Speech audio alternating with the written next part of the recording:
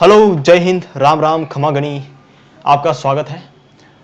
आज हम देखने वाले हैं 30 मोस्ट इंपॉर्टेंट रूल्स, है ना, स्पॉटिंग द एरर्स के। इनको मैंने ध्यान में रखकर बनाया है यूपीएससी, सीडीएस और एनडीए के लिए, लेकिन ये एसएससी, सीजीएल और जीडी वगैरह जितने भी एग्जाम जो कि जिनमें कि जनरल इंग्लिश पूछी जाती है ना, उनमें आपको हेल्प करेंगे। ओके, बहुत ही बढ़िया। चलो पढ़ते हैं। रूल नंबर 1 क्या है? प्रेजेंट कंडीशनल टेंस का एक रूल है। क्या कहता है कि अगर फ्यूचर में दो घटनाएं हो रही है तो जो पहली घटना हुई उसको आप लिखेंगे प्रेजेंट टेंस के अंदर। समझ गए बात को? क्या नहीं समझे? देखो एग्जांपल में देखो, I shall open my umbrella in case it will rain.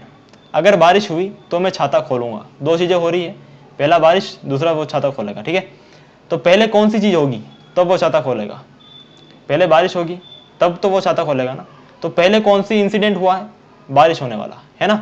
यानी जो बारिश वाला जो मैटर है उसको हम लिखेंगे प्रेजेंट टेंस में।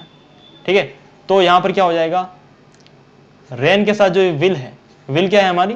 फ्यूचर की हेल्पिंग वर्ब है, तो इसको हम हटा देंगे। यहां पर लिख देंगे in case it will, sorry, in case it rains. ठीक है, अगर बारिश होती है। रेन्स क्यों लिखा मैंने, रेन क्यों नहीं लिखा? इट के साथ हमेशा क्या आती है? सिंगुलर वर्ब, और रेन जो है वो आपकी प्लूरल है। रेन्स क्या हो जाएगी? सिंगुलर हो जाएगी, इसलिए रेन्स लिखना। ओके, अब यहां पर ये जो वर्ब है, वर्ब में मामला क्या होता है कि पीछे एस लगाने से वर्ब हो जाती है सिंगुलर, जैसे कि आप सिंगुलर सब्जेक्ट के साथ यूज करते हैं, है ना। नाउन में मामला उल्टा है, जैसे कि हम बात करूं बॉय की, तो बॉय के पीछे एस लगाने से नाउन क्या होगा? प्लूरल, लेकिन वर्ब क्या हो जाती है? पीछे एस लगाने से सिंगुलर हो जाती है। ये बात तो तुम्हें पता होगी। चलते हैं आगे। एज सुन एज, जैसे ही, I shall get any information I shall convey it to you. दो चीजें हो रही है, पहला तो मुझे कोई सूचना मिलेगी, और दूसरी क्या हो रही है कि मैं तुम्हें वो सूचना पहुंचा दूंगा, है ना। तो पहले क्या होगा? सूचना मिलेगी तो पहुंचाऊंगा ना। तो पहले सूचना मिलने वाला काम हो रहा है, इंफॉर्मेशन मिलने वाला काम पहले हो रहा है ना। तो इसे आप लिखेंगे प्रेजेंट टेंस में, है ना। तो क्या आप लिख देंगे? As soon as I get any information I shall convey it to you. Okay, simple, समझ में आ गया होगा। Very very most important rule है वो। रूल नंबर 2 क्या कहता है? Use of since and for. तुम्हें पता है सिंस का यूज कहां किया जाता है? सिंस का यूज किया जाता है पॉइंट ऑफ टाइम में। पॉइंट ऑफ टाइम यानी सुबह से, 1998 से, या फिर 2 तारीख से, है ना। एक पॉइंट ऑफ टाइम बता रहे हो आप कि उस फिक्स टाइम से अभी तक, है ना, तो आप यूज करोगे सिंस का। और अगर आप एक पीरियड ऑफ टाइम बता रहे हो, यानी 2 घंटे से, 4 दिनों से, 5 महीने से, 3 सालों से, है ना, एक पीरियड ऑफ टाइम, समय अंतराल तुम बता रहे हो, तो आप यूज करोगे फॉर का। ओके, एग्जाम्पल में देखो, अच्छे समझ में आएगा। I have been serving in Kashmir since 2 months। I have been serving, ठीक है, इन कश्मीर सिंस 2 months। तो मैं कश्मीर में सेवाएं दे रहा हूं पिछले 2 महीनों से। तो क्या सही है क्या? ये नहीं है, गलत है, क्योंकि यहां पर 2 months एक टाइम पीरियड हो जाता है, और टाइम पीरियड में आप फॉर का यूज करते हैं। तो यहां पर आप लिखेंगे फॉर 2 months, तब यह हो जाएगा करेक्ट। बात समझ में आई आपको? ठीक है। I have served in Kashmir since 2003। ये सही है क्या? यस, ये सही है, क्योंकि सिंस के बाद एक पॉइंट ऑफ टाइम आया है, यानी कोई फिक्स्ड टाइम है ना। तो मैंने कश्मीर में सेवाएं दी है 2003 से, और आई हैव सर्व्ड का मतलब क्या है बताया तुम्हें? यह प्रेजेंट परफेक्ट टेंस, यानी जो सेवाएं हैं वो अभी खत्म हो चुकी है, अभी अभी खत्म हुई है। बात समझ आ रही है ना आपको? ये चीज है। तो ये रूल्स है। उसके बाद चलते हैं रूल नंबर 3 पर। काफी छोटा सा मामला है और हमें ज्यादा रीड करने की आवश्यकता नहीं होती है। कुछ फिक्स्ड रूल हैं, वही रिपीट करते हैं हर एग्जाम में, और हमें उनको एक नोट्स बनाकर लिखना होता है, रिवाइज करना होता है। ओके, याद करने की कोई आवश्यकता नहीं है। जब 2-3 बार तुम ऐसे प्रश्न देखोगे ना, मैं तुम्हें प्रैक्टिस सेट्स भी दूंगा। ठीक है, ये जो ग्रुप है हमारा, इस पर मैं तुम्हें प्रैक्टिस सेट्स भी दूंगा, तो वहां पर आप जाकर क्या कर सकते हो, इनकी प्रैक्टिस कर सकते हो, ताकि चीजें आपको याद रहेंगी। Okay, high time about time. जब भी आप हाई टाइम अबाउट टाइम की बात करो, और अगर उसके आगे आपका सब्जेक्ट दिया है, तो आप लगाएंगे वर्ब की दूसरी फॉर्म, यानी जो पास्ट फॉर्म होती है, जैसे कि वेंट, ठीक है, डिसाइडेड, ये जो पास्ट फॉर्म होती है वो लगाओगे। ओके, अगर it is high time about time के बाद आपको सब्जेक्ट नहीं दिया है, तो आप 2 + V1 लगाओगे। तुम्हें पता होना चाहिए कि 2 + V1, मतलब 2 के साथ हमेशा क्या आती है? V1 आती है। ये बात ध्यान में रखना, 2 के साथ हमेशा क्या आती है? V1 आती है। सब्जेक्ट दिया है तब तो V2 लगाओ, सब्जेक्ट नहीं दिया हो तो 2 + V1 लगाओ, है ना। अब ये आप बोलोगे कि सर ये तो याद करना पड़ेगा, ये याद नहीं करना पड़ेगा मेरे भाई। क्यों? क्योंकि इसको समझने का मामला है। देखो मैं समझाता हूं तुम्हें। It is high time we should start study seriously. ठीक है, क्या आया है? इट इज हाई टाइम के बाद वी, सब्जेक्ट आया है ना, सब्जेक्ट आया है, तो आप क्या लगोगे? वर्ब की सेकंड फॉर्म, यानी स्टार्ट नहीं होगा, यहां पर स्टार्टेड होगा। ठीक है, वर्ब कौन सी? स्टार्ट ही है ना वर्ब, तो स्टार्टेड हो जाएगा। तो we should started study seriously. बात समझ आ रही है? तब हो जाएगा करेक्ट। तो एरर थी इसमें। ऑप्शन नंबर 2, सॉरी देखो example number 2, it is time to start study seriously. क्या यह सही है क्या? 2 आया है, यहां पर कोई सब्जेक्ट नहीं दिया है इट इज टाइम के बाद, है ना। इट इज टाइम के बाद कोई सब्जेक्ट नहीं दिया है तो 2 + V1 आएगा। देखो 2 स्टार्ट आया है क्या? सही है। अगर मैं यहां लिख देता 2 स्टार्टेड तो सही होता क्या? नहीं, गलत होता, क्योंकि 2 के साथ हमेशा क्या आती है? V1 आती है मेरे भाई। ओके। रूल नंबर 4 क्या कहता है? कंडीशनल सेंटेंस, यानी इफ क्लोज वाले सेंटेंस, है ना। यदि ऐसा होगा तो वैसा हो जाएगा, वगैरह वगैरह वगैरह, फालतू की बात है। तो देखो इफ के बाद अगर सिंपल पास्ट आता है, ठीक है, तो आप क्या लगाओगे? वुड + V1 लगाओगे सब्जेक्ट के आगे। ठीक है, और ये क्या शो करता है? ये शो करता है एब्सोल्यूट इमेजिनेशन, है ना, प्योर कल्पना। ठीक है, गौर कल्पना। देखो जैसे कि अगर मैं एक पंछी होता तो मैं उड़ता फिरता, ये क्या है? पंछी तो नहीं होना तुम, और हो भी नहीं सकते, तो ये क्या है? एक प्योर इमेजिनेशन है। उसके लिए आप क्या यूज करते हो? ये मेथड यूज करते हो। ठीक है, मेथड नहीं है, कुछ याद करने की आवश्यकता नहीं है। देखो if I were a bird, अगर मैं एक पंछी होता, और आप बोलेंगे कि आई के साथ तो वॉज आना चाहिए, नहीं।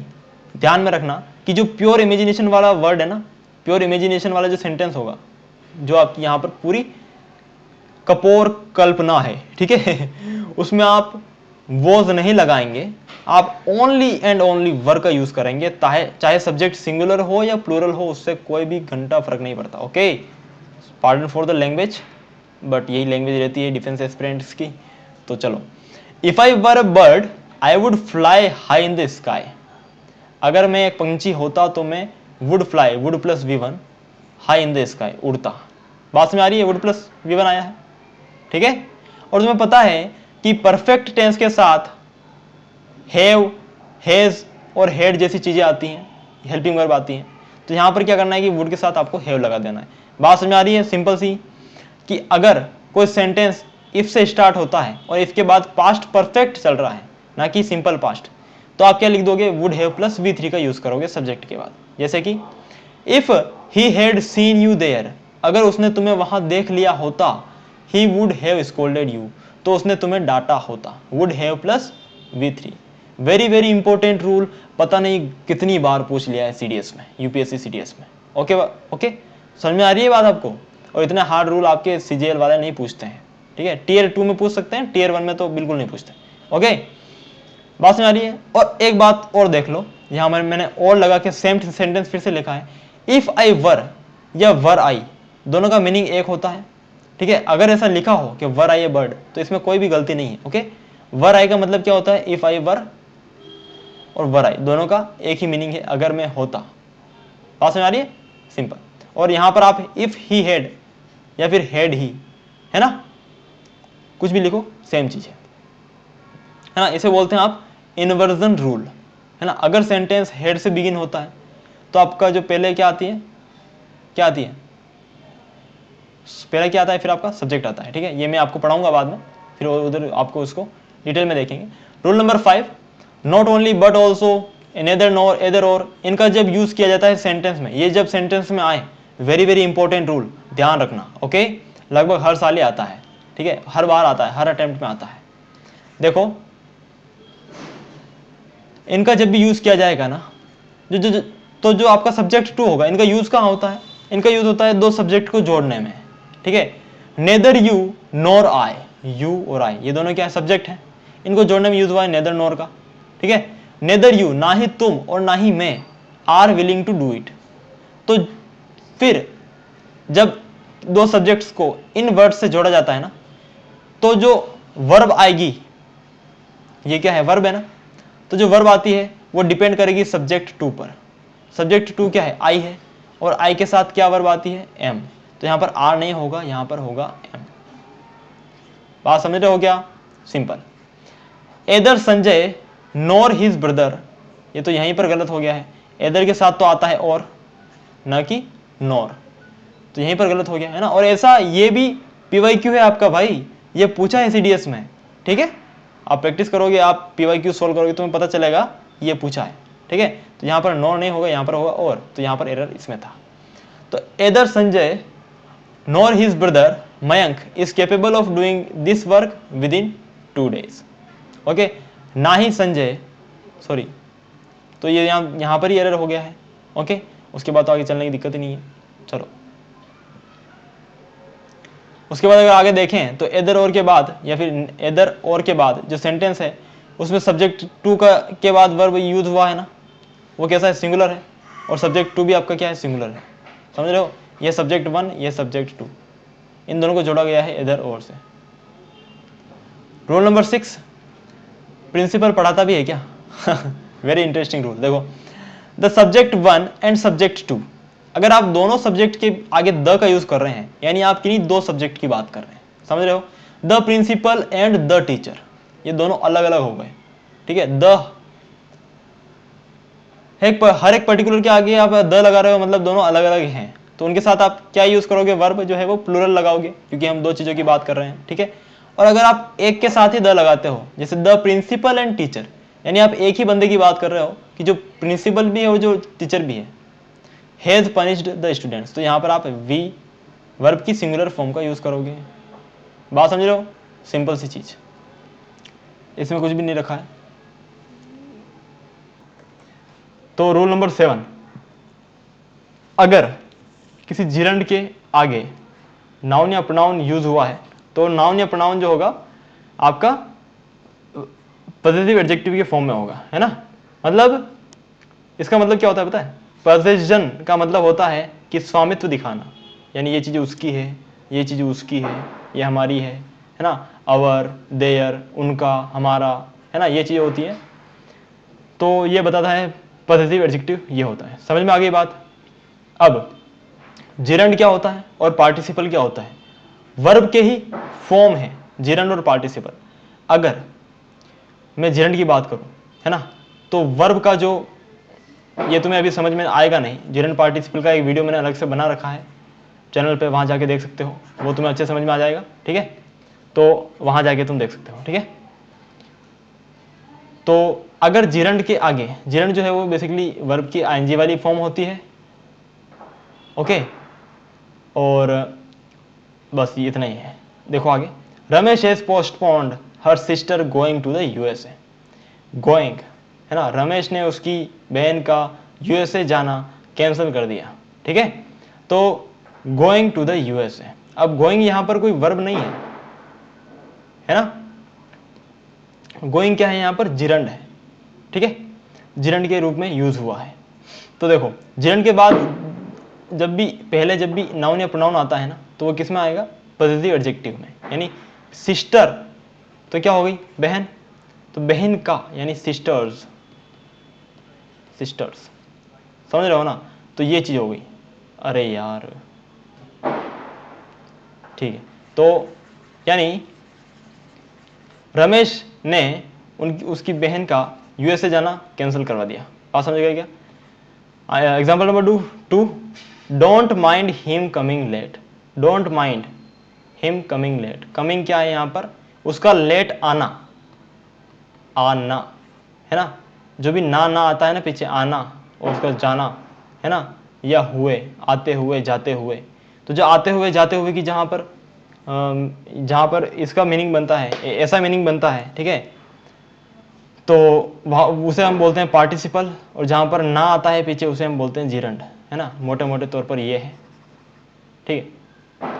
तो देखो, don't mind him coming late, him नहीं आएगा, हिम का मतलब होता है वो, ठीक है, यानी यहां पर आ जाएगा हिज, ठीक है, यानी उसका, तो उसका लेट आना माइंड मत कीजिएगा, समझ रहे हैं। चलते हैं आगे। Rule number 8, use the before superlative adjective. Superlative adjective क्या होता है, जैसे बेस्ट, ग्रेटेस्ट, मोस्ट, ठीक है, वर्स्ट यानी सबसे बेकार, एंग्रीएस्ट यानी सबसे गुस्सेल, बिटरेस्ट यानी सबसे कड़वा, बिटर यानी कड़वा, उसके बाद फर्स्ट यानी सबसे पहला। तो ये जो सुपरलेटिव डिग्री वाले एडजेक्टिव होते हैं उनमें आप यूज करते हैं, उनके पहले आप यूज करेंगे द का, समझ गए। Swami Vivekananda had always been the greatest speaker, greatest आया है तो यहाँ पर अगर द नहीं लगाते ना, हैज बीन ग्रेटेस्ट स्पीकर, तो वो गलत होता, द यहाँ पर आएगा ही, क्योंकि यहाँ पर ग्रेटेस्ट क्या है, सुपरलेटिव एडजेक्टिव है, ठीक है। और सुपरलेटिव एडजेक्टिव के पहले क्या आता है, द आता है। He is the best companion for me, companion का मतलब होता है साथी, तो वो जो है एकदम सबसे बेस्ट कंपेनियन है मेरे लिए। बेस्ट क्या है, सुपरलेटिव एडजेक्टिव है, तो इसके आगे क्या आएगा, द आएगा, सिंपल। चलो rule number 9, we don't use the with comparative degree of adjective. जो कंपेरेटिव डिग्री है ना, जैसे कि हायर, कूलर, है ना, यानी हम जब दो चीजों का कंपैरिजन करते हैं कि he is higher than him, his salary is higher than his, जब कंपेयर करते हैं चीजों को, ठीक है, तो उसे हम बोलते हैं कंपेरेटिव डिग्री ऑफ एडजेक्टिव। और सुपरलेटिव डिग्री क्या होती है, जो कि अपने आप में बेस्ट होती है, he is the best person, है ना, उससे का किसी के साथ कंपेरिजन नहीं करते हम, उसको हम सबसे उत्कृष्ट साबित करते हैं, समझ रहा है बात को। तो we don't use comparative degree के साथ हम द का यूज नहीं करते हैं। एक्सेप्शन है दो यहाँ पर, क्या एक्सेप्शन है, ऐसे दो केस है सिर्फ जब आप कंपेरेटिव डिग्री के साथ भी द का यूज कर सकते हो।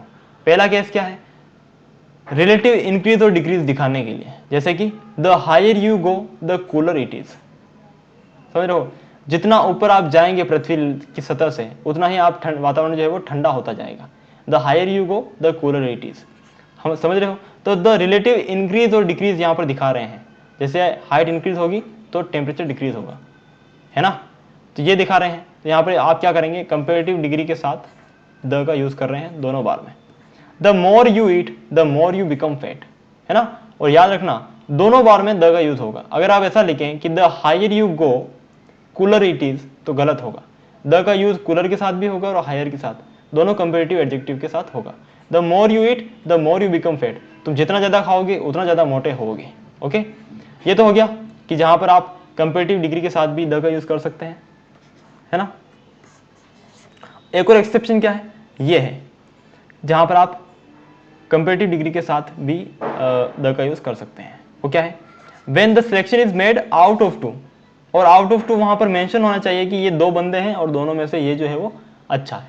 तो she is better of the two sisters, लिखा है साफ साफ, ठीक है, ऑफ द टू, और जब ऐसा लिखा हो, ठीक है, तभी आप लगाएंगे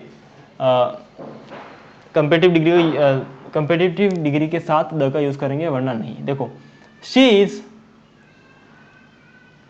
आप लगा देंगे द बेटर, ठीक है, क्योंकि यहाँ पर ऑफ द टू में से हम चयन कर रहे हैं कि उन दोनों में से ये बेटर है, ठीक है, दोनों बहनों में से ये बेटर है। Which is the easier language, Hindi और इंग्लिश, यहाँ पर साफ लिखा है, देखो दो ही है और दो में से आप चयन कर रहे हैं ना, तो आप यूज करेंगे किसका, समझ रहे हो ना, कंपेरेटिव डिग्री के साथ आप द का यूज करेंगे, ठीक है। तो which is the easier language, Hindi और इंग्लिश दोनों में से कौन सी इजी लैंग्वेज है। अगर आप ऑफ द टू नहीं लगाते हैं तो आप किसका यूज करते हैं, देन, है ना। अगर आप ऐसा लिखें कि शी इज बेटर देन हर, ठीक है, यानी वह जो है वो उससे अच्छी है, यह जो है वो उससे अच्छी है, समझ रहे हो, तो आप यूज करेंगे देन का। रूल नंबर 10 क्या है, सिंगुलर नाउन के बाद जब प्रीपोजिशन दिया हो तो उस प्रीपोजिशन के बाद भी आप क्या लगाएंगे, सिंगुलर नाउन लगाएंगे, जैसे door to door, step by step, row upon row, day after day. यहाँ पर प्लूरल है तो यहाँ पर भी प्लूरल आएगा, ऐसे समझ रहे हो ना। तो जब प्रीपोजिशन से कनेक्ट होती है दो चीजें, दो नाउन, तो दोनों अगर आगे वाला सिंगुलर है तो पीछे वाला भी सिंगुलर होगा, आगे वाला प्लूरल है तो पीछे वाला भी प्लूरल होगा। बात समझ गए, इतना ही रूल था। We are going door to distribute marks, okay, हम डोर टू डोर जा रहे हैं मास्क बांटने के लिए, है ना, डोर टू डोर होगा, समझ रहे हो। बाय, जय हिंद, टेक केयर।